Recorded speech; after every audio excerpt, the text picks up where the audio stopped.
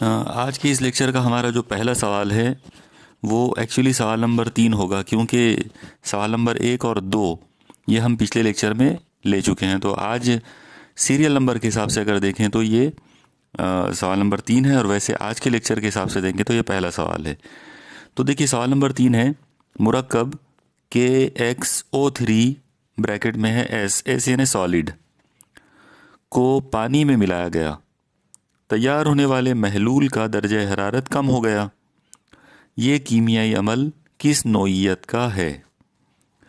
जो 4 ऑप्शंस दिए गए हैं उनमें पहला है एंडोथर्मिक रिएक्शन यानी हरारत ज़ा अमल। दूसरा ऑप्शन है एक्जोथर्मिक रिएक्शन यानी हरारत गिर अमल। तीसरा है ऑप्शन है कूलिंग रिएक्शन यानी सर्द होने का अमल। और चौथा ऑप्शन है हीटिंग रिएक्शन यानी गर्म होने का अमल। तो आप देखिए सवाल के अंदर ही आपको दिया गया है कि KXO3 इस सॉलिड को जब पानी में मिलाए तो उस महलूल का दर्जा हरारत कम हो गया। आप याद रखिए, जब दर्जा हरारत कम हो जाता है, जब टेम्परेचर डाउन हो जाता है, तो इसका मतलब ये हुआ कि ये एंडोथर्मिक रिएक्शन है, यानी इसके अंदर हरारत जो है वो जज्ब हो रही है। ओके, तो इसीलिए हम ये कहेंगे कि ये एंडोथर्मिक रिएक्शन यानी हरारत ज़ा अमल है। आप याद रखिए, ऐसा केमिकल रिएक्शन जिसमें हरारत खारिज होती है यानी हीट इवॉल्व अगर होती है तो हम उसे एक्जोथर्मिक कहेंगे। ओके, तो हरारत खारिज होने या हरारत जज्ब होने के बेस पर 2 तरह के अमल होते हैं दुनिया में, यानी केमिकल रिएक्शंस जो है वो 2 किस्म के हो सकते हैं, एंडोथर्मिक और एक्जोथर्मिक। एंडोथर्मिक वो जिसमें हरारत जज्ब होती है और टेम्परेचर डाउन होता है, और एक्जोथर्मिक का मतलब है जिसके अंदर हरारत खारिज होती है और टेम्परेचर बढ़ता है। इस सवाल में जो C और D जो 2 ऑप्शन दिए गए हैं, कूलिंग रिएक्शन और हीटिंग रिएक्शन, एक्चुअली ये इस तरह के कोई रिएक्शन नहीं होते, यानी हम किसी रिएक्शन को कूलिंग रिएक्शन या हीटिंग रिएक्शन नहीं कह सकते। ये उनके प्रॉपर नेम नहीं है, यानी प्रॉपरली अगर हमको उसको बताना हो, उनके नाम रखना हो, तो हमको उसको बोलना पड़ेगा एंडोथर्मिक और एक्जोथर्मिक। तो इसीलिए दिया गया जो सवाल है उसका करेक्ट जो आंसर है तो वो एंडोथर्मिक रिएक्शन यानी हरारत ज़ा अमल होगा। ओके, सवाल नंबर 4, अगर कैल्शियम ऑक्साइड को पानी में मिलाया जाए तो क्या चीज़ तैयार होती है? और यहाँ पर 4 ऑप्शंस आपको दिए गए हैं। पहला है जल्द चूना यानी क्विक लाइम। दूसरा ऑप्शन है बुझा हुआ चूना यानी स्लैग्ड लाइम। तीसरा ऑप्शन है चूने का पत्थर यानी लाइम स्टोन। और चौथा ऑप्शन है संगे मरमर यानी मार्बल। तो आइए पहले हम देखते हैं कि इस सवाल को हम किस तरह से हल कर सकते हैं। इसकी पूरी जो डिटेल्स है तो आइए हम वो चेक करते हैं। ओके, चलिए सबसे पहले तो हम इस सवाल में जो ऑप्शंस दिए गए हैं उन मुरक्कबात के, उन कंपाउंड्स के हम पहले नाम देख लेते हैं, नाम और फॉर्मूले देख लेते हैं। सबसे पहला नाम है लाइम स्टोन यानी चूने का पत्थर। तो इसका फॉर्मूला होता है CaCO3। ओके, तो ये जो लाइम स्टोन या चूने का पत्थर है CaCO3। क्विक लाइम यानी जल्द चूना जो है तो उसे CaAO यानी कैल्शियम ऑक्साइड। और स्लैग्ड लाइम यानी बुझा हुआ चूना तो कैल्शियम हाइड्रोक्साइड यानी CaOH/2। ओके, देखिए इसमें सबसे पहले अगर हम इनके रिएक्शंस की अगर बात करें तो इसकी शुरुआत होती है कैल्शियम कार्बोनेट से यानी लाइम स्टोन से। तो लाइम स्टोन जो है, अगर हम एक लाइम स्टोन लें यानी कैल्शियम कार्बोनेट लें और उसको गर्म करें तो गर्म करने पर उसके 2 टुकड़े हो जाते हैं। पहली जो चीज़ तैयार होगी वो है CaAO मतलब कैल्शियम ऑक्साइड, और CO2 यानी कार्बन डाइऑक्साइड गैस यहाँ से रिलीज होगी।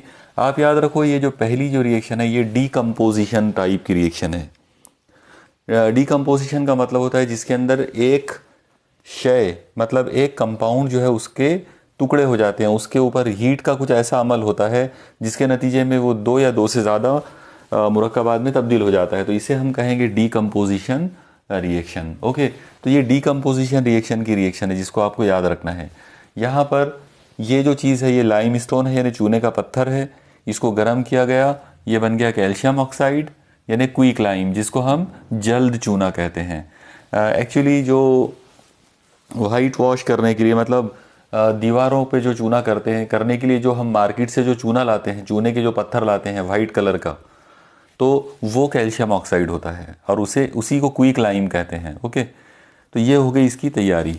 अब इसमें सेकंड जो स्टेप आपको ध्यान में रखना है वो ये है कि मान लो आपने ये क्विक लाइम लेकर आए, यानी चूना जो है, जो वाइट कलर का जो चूने का जो पत्थर मिलते हैं वो हम लेकर आए और उसको लाकर पानी में मिलाए।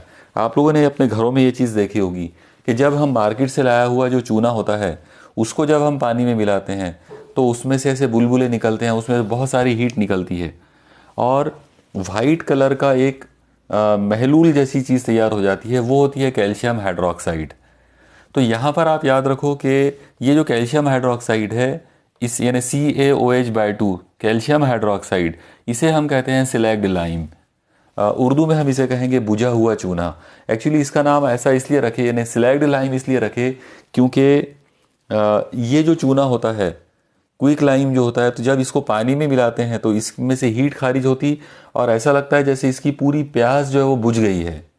ओके, तो बुझा हुआ चूना इसीलिए कहते हैं इसे, जिसकी ऐसा चूना जिसकी प्यास बुझ गई हो उसे हम कहेंगे बुझा हुआ चूना या सिलेक्ड लाइम।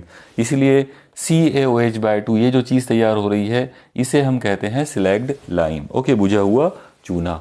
अब आपको पता है कि ये जो बुझा हुआ चूना जो होता है, तो इसको अगर हम दीवारों के ऊपर इससे वाइट वॉश जब कर देते हैं यानी चूने से जब हम उसको लीप देते हैं किसी दीवार को, तो होता यह है कि जब तक वो गीला रहता है यानी उसमें नमी रहती है, उस दौरान वो हवा में मौजूद कार्बन डाइऑक्साइड के साथ उसका रिएक्शन होता है।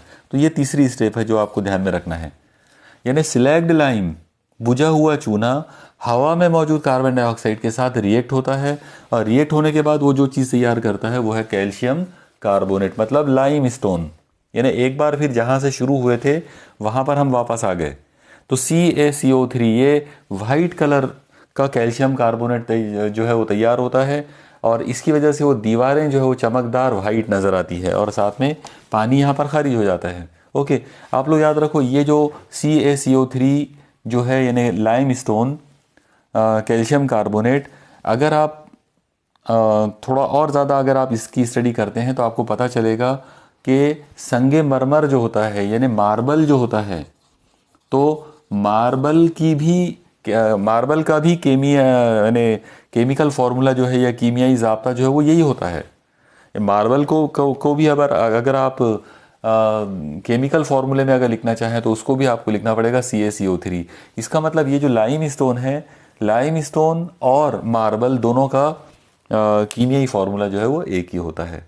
तो मुझे यकीन है कि आपको ये रिएक्शन जो है वो समझ में आई होगी। जो सवाल आपको दिया गया था तो एक्चुअली वो सवाल इसके बारे में था, ये वाला पार्ट था वो कि calcium oxide, okay, calcium oxide मतलब क्विक लाइम, अगर उसको पानी में मिला दिया जाए तो क्या चीज़ तैयार होगी, तो जो चीज़ तैयार होगी वो क्या होगी, CaOH/2 मतलब सिलेक्ड लाइम जो है वो तैयार होता है। ओके, लेकिन ये इसमें हीट जो है वो खारिज होंगी। आप लोग याद रखो जिस रिएक्शन में हीट खारिज होती है उसे एक्सोथर्मिक रिएक्शन कहते हैं। एक्सोथर्मिक यानी हीट इवॉल्व करने वाला, हीट खारिज करने वाला रिएक्शन। ओके, तो ये थी कहानी इस पर्टिकुलर सवाल के साथ डिटेल्स की। ओके, सवाल नंबर 5। एक तालिबे इल्म ने दो मुख्तलिफ महलूल X और Y को आपस में मिला दिया और दर्ज झैल मुशाहिदात और नताइज नोट किया। पहला पॉइंट, एक पीले रंग का रसूब यानी प्रेसिपिटेट तैयार होता है और दूसरा पॉइंट है ये एक दोहरा हटाव अमल यानी डबल डिस्प्लेसमेंट रिएक्शन होता है। ओके, ये 2 पॉइंट्स उसने नोट किए। X और Y महलूल क्या हो सकते हैं, यानी यहाँ पर हमको X और Y को पहचानना है। इसमें जो 4 ऑप्शंस दिए हैं, पहला है PbNO3/2 एंड Ki। PbNO3/2 का मतलब होता है लीड नाइट्रेट और Ki का मतलब होता है पोटाशियम आयोडाइड। दूसरा ऑप्शन है AgNO3 मतलब सिल्वर नाइट्रेट एंड NaCl मतलब सोडियम क्लोराइड या आम नमक। तीसरा ऑप्शन है Na2SO4 यानी सोडियम सल्फेट, और दूसरा जो उसमें दिया है कंपाउंड वो है BaCl2 मतलब बेरियम क्लोराइड। और चौथा और आखिरी ऑप्शन है FeCl3 एंड NH4OH। FeCl3 जो है उसे हम कहेंगे फेरस क्लोराइड या फेरस ट्राइक्लोराइड, और NH4OH जो है वो होता है अमोनियम हाइड्रोक्साइड। तो आइए हम इस सवाल का जो डिटेल्स हैं वो देखते हैं। ओके, देखिए इस सवाल में आपको जो पहला ऑप्शन है पहले हम उसे चेक करते हैं। पहले ऑप्शन के अंदर आपको दिया है कि लीड नाइट्रेट और पोटाशियम हाइड्रोक्साइड पोटाशियम आयोडाइड, ये दो लोग आपको दिए गए हैं। तो पहले हम इन्हीं को चेक कर लेते। सबसे पहले आप देखिए लीड नाइट्रेट यानी PbNO3/2। ओके, NO3/2, इसका रिएक्शन हम कर रहे हैं पोटाशियम आयोडाइड से। तो जो चीज़ तैयार होगी, क्या तैयार होना चाहिए? PbI + KNO3। आइए सबसे पहले तो हम ये देखते हैं कि ये रिएक्शन जो मैंने अभी लिखा हूँ तो ये बैलेंस्ड है या नहीं है। तो डेफिनेटली ये बैलेंस्ड नहीं है। आप याद रखिए यहाँ पर NO3 जो है, आप हर चीज़ को ध्यान में रखिए। NO3 जो है तो इसकी जो वैलेंसी है वो -1 है। इसका मतलब ये हुआ कि वो 1 से मिल सकता है। ओके, और Pb जो है तो इसकी वैलेंसी है +2, मतलब ये 2 से मिलेगा। तो PbI नहीं जमेगा। यहाँ पर I के बारे में भी आप देखो, I की वैलेंसी जो है वो 1 है। उसी तरह से अगर हम K के बारे में बात करेंगे, उसकी भी वैलेंसी 1 है। ठीक है, तो ये चीज़ों को ध्यान में रखते हुए सिर्फ एक कंपाउंड जो है यहाँ पे एडजस्ट नहीं हो रहा है, और वो ये है PbI जो है वो नहीं जमेगा, बल्कि हमको लेना पड़ेगा PbI2, क्योंकि Pb जो है वो दो लोगों से मिलता है, इसलिए वो 2 आयोडीन के साथ मिलेगा, तो PbI2 लेना पड़ेगा। ओके, अब आप देखो अगर यहाँ I2 लेना है तो आयोडीन को बैलेंस करने के लिए इधर आयोडीन 2 हो गए, तो आयोडीन को बैलेंस करने के लिए यहाँ पर I2 लेना पड़ेगा, मतलब यहाँ 2 से मल्टीप्लाई करेंगे। जब यहाँ 2 से मल्टीप्लाई किए तो यहाँ पोटाशियम डबल हो गया। ओके, तो यहाँ पोटाशियम को एडजस्ट करने के लिए यहाँ 2 से मल्टीप्लाई करेंगे, और अगर यहाँ 2 से मल्टीप्लाई किया तो ये 2 टाइम्स K भी हो गया, 2 टाइम्स NO3 भी हो गया, मतलब इधर पोटाशियम भी 2 बार हो गया और NO3 भी 2 बार हो गया, तो NO3 यहाँ पे भी 2 बार है। अब ये रिएक्शन पूरी तरह से बैलेंस हो गई है। ओके, तो ये जो पहला ऑप्शन है पहले हम इसी को चेक कर लेते। केमिकली मतलब केमिकल रिएक्शन के हिसाब से ये चीज़ तैयार हुई। अब आप लोग गौर करो कि इसमें PbI2 ये जो चीज़ तैयार हो रही है, तो एक्चुअली ये येलो कलर का प्रिसिपिटेट होता है, पीले कलर का रसूब यही होता है। इसका मतलब आपको येलो कलर का प्रिसिपिटेट जो दिया गया, तो वो हिसाब से ऑप्शन आपका आंसर तो यानी 99% तो आंसर आ गया। अब आपको सिर्फ ये चेक करना है कि ये डबल डिस्प्लेसमेंट रिएक्शन है या नहीं है। तो डेफिनेटली ये डबल डिस्प्लेसमेंट रिएक्शन है। आप याद रखो डबल डिस्प्लेसमेंट रिएक्शन कैसी होती है, मैं उसको एक बार आपको समझा देता हूँ। आप देखिए, मान लो एक कंपाउंड AB है और दूसरा कंपाउंड CD है, तो अगर मान लो इसके प्रोडक्ट यानी ये दो लोग जब आपस में रिएक्ट होते हैं और इसके रिएक्शन के नतीजे में अगर तैयार होने वाला कंपाउंड इस टाइप का हो AC + BD, तो इसे हम कहते हैं डबल डिस्प्लेसमेंट रिएक्शन।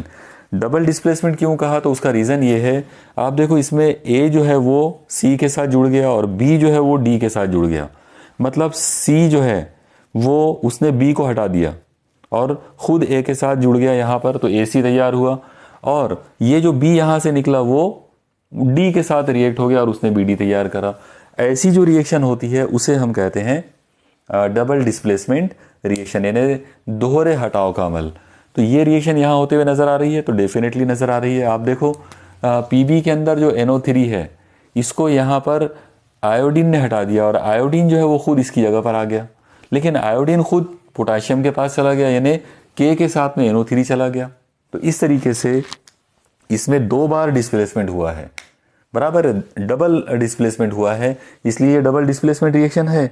मतलब जो दो आपको जो पॉइंट्स दिए गए थे कि येलो कलर का यानी पीले कलर का प्रेसिपिटेट तैयार होना चाहिए, रसूब तैयार होना चाहिए, तो वो होता है क्योंकि PbI2 जो है लीड आयोडाइड जो है वो पीले कलर का होता है। ओके, तो ये पहली चीज़ हो गई। और डबल डिस्प्लेसमेंट, तो ये डेफिनेटली डबल डिस्प्लेसमेंट रिएक्शन है। इसका मतलब पहला ऑप्शन जो है वो बिल्कुल करेक्ट है।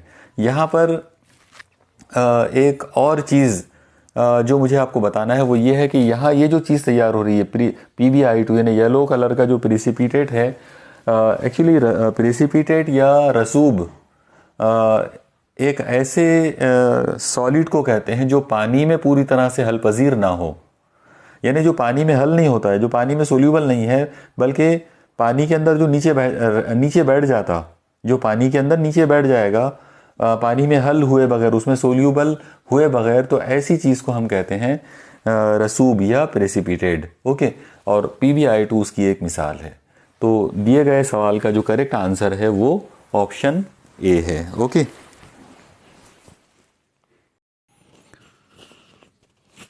ये चार्ट जो आपके सामने नज़र आ रहा है इसे कहते हैं रिएक्टिविटी सीरीज़।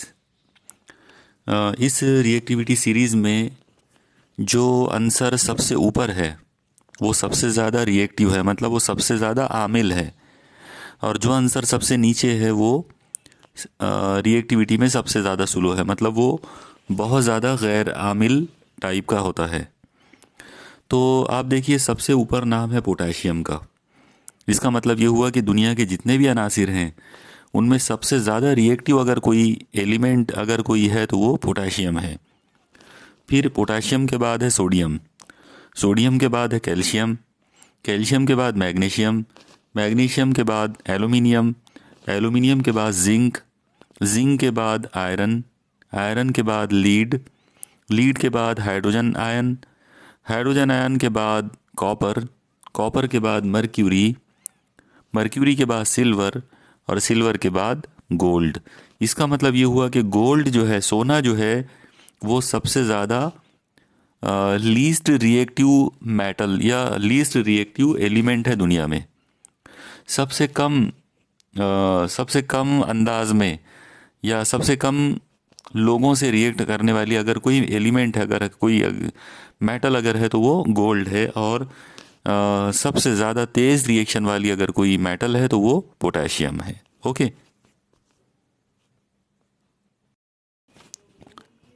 सवाल नंबर 6। एक धाती नाइट्रेट महलूल ए को एक सुर्खी माइल कथिया यानी रेडिश ब्राउन धात में मिलाया गया। ए में मौजूद धात को जेवरात बनाने के लिए इस्तेमाल किया जाता है और वो हवा में सियाह हो जाती है। इस कीमियाई अमल के नतीजे में तैयार होने वाला मुरक्कब सी होता है जो कि नीले रंग का है, और बी महलूल ए में से धात को हटा देता है। हालांकि बी हल्काए हुए HCl महलूल में से हाइड्रोजन को नहीं हटा सकता। ए, बी और सी को पहचानिए और कीमियाई मसावतें लिखिए। देखिए इस सवाल के अंदर सबसे पहले आपको ए जो है वो एक मेटल नाइट्रेट दिया हुआ है, मतलब एक धाती नाइट्रेट। ओके, तो मान लो कि ए जो है वो मेटल नाइट्रेट है। इसके बारे में ये बोला गया कि इसका रिएक्शन किए बी से, और बी कौन है तो रेडिश ब्राउन मेटल।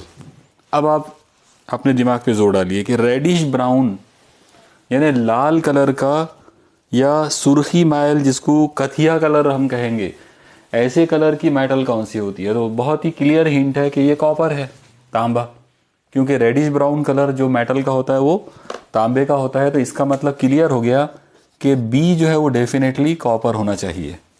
ओके, फिर इसके बाद अपने को एक चीज़ ये बताई गई उसके अंदर कि ये जो ए जो मेटल नाइट्रेट है, तो इसमें की जो मेटल है उससे जेवरात बनाए जाते हैं। ओके, अब ये बहुत बड़ा हिंट है।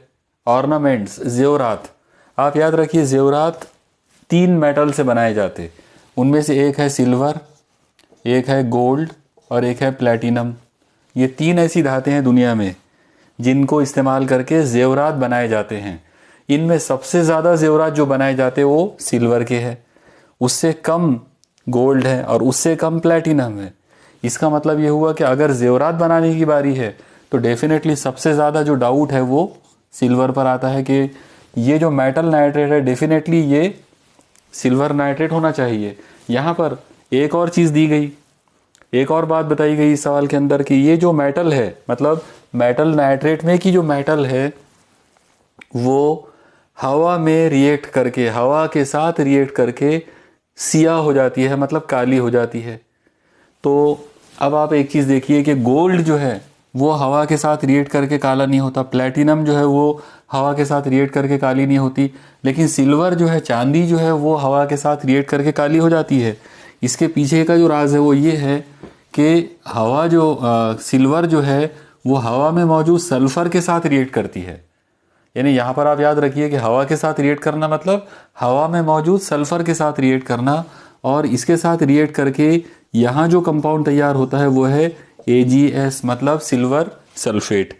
और ये सिल्वर सल्फेट जो है ये ब्लैक कलर का होता है, इसलिए सिल्वर जो है वो ब्लैक हो जाती है हवा में। तो इसका मतलब ये हुआ कि मेटल नाइट्रेट की जो मेटल है डेफिनेटली वो सिल्वर है।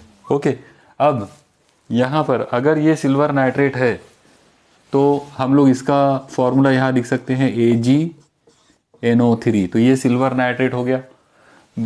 रेडिश ब्राउन कलर की जो मेटल है तो डेफिनेटली वो कॉपर है।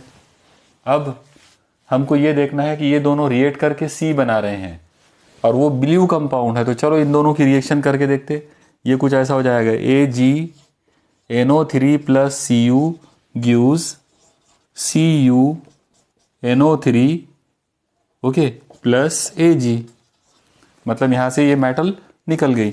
अब आप गौर से देखो कि CuNO3 यानी कॉपर नाइट्रेट ये ब्लू कलर की चीज़ होती है, यानी ये एक ऐसा कंपाउंड है जो नीले कलर का होता है। तो यहाँ पर ये जो कंपाउंड है डेफिनेटली ब्लू कलर का जो C है तो ये CuNO3 होना चाहिए। ओके, डेफिनेटली ये CuNO3 है। अब इसके साथ एक और ख़ास बात यहाँ पर दी गई कि ये जो B है, मतलब ये वाली metal copper, it can remove the metal from A, मतलब A में से जो मेटल है, यानी A में की जो मेटल है AgNO3 की, ये जो Ag है सिल्वर, इसको वो हटा सकती है। तो क्यों हटा सकती? उसका रीज़न ये है कि कॉपर की रिएक्टिविटी जो है वो सिल्वर से ज़्यादा है। ओके, कॉपर की जो रिएक्टिविटी है वो सिल्वर से ज़्यादा है, लेकिन इसकी रिएक्टिविटी हाइड्रोजन से कम है। हाइड्रोजन आयन के मुकाबले में कॉपर की जो रिएक्टिविटी वो कम है, इसलिए वो हाइड्रोजन आयन को नहीं हटा सकती है HCl में से। लेकिन Ag मतलब सिल्वर की उसकी रिएक्टिविटी से इसकी कॉपर की रिएक्टिविटी सिल्वर की रिएक्टिविटी से ज़्यादा है, इसलिए वो सिल्वर को हटा सकती है, लेकिन H+ आयन को नहीं हटा सकती। ओके, तो ये चीज़ यहाँ पर क्लियर हो गई, और इस तरीके से अब ये सवाल का जो जवाब है कंप्लीट वो हमको मिल गया। यानी इसका मतलब ये हुआ कि कंपाउंड A में का मेटल जो है वो सिल्वर है, B जो है वो कॉपर है, रेडिश ब्राउन कलर की जो मेटल है वो कॉपर है, ब्लू कलर का जो कंपाउंड मिला C जो कंपाउंड मिला तो वो कॉपर नाइट्रेट है। यहाँ पर B जो है वो मेटल A को निकाल पाया क्योंकि Ag के मुकाबले में Cu की रिएक्टिविटी ज़्यादा है, और हाइड्रोजन आयन को नहीं निकाल सका HCl में से क्योंकि हाइड्रोजन आयन के मुकाबले में इसकी रिएक्टिविटी कम है। ओके, तो ये थी कहानी इस पर्टिकुलर सवाल की, और ये एक ही सवाल ऐसा है जिसके अंदर हम बहुत सारी चीज़ें, केमिस्ट्री की बहुत सारी चीज़ें जो है वो हम पढ़ सकते हैं। देखिए, मैं आपको एक छोटी सी एक एग्जांपल यहाँ पर इसी के साथ जुड़ी हुई जो है वो समझा देता हूँ ताकि आपके आइडियाज़ और इस बारे में क्लियर हो जाए। आप देखिए, अगर मैं यहाँ पर एक कंपाउंड लेता हूँ CuSO4 यानी कॉपर सल्फेट, और इस जगह पर इसकी रिएक्टिविटी हम जिंक के साथ कर देते, Zn के साथ, तो डेफिनेटली यहाँ पर क्या होगा कि जिंक जो है वो कॉपर को हटा देगा, यहाँ पर बनेगा ZnSO4 और कॉपर जो है वो निकल जाएगा। ओके, इसको हम कहेंगे डिस्प्लेसमेंट रिएक्शन।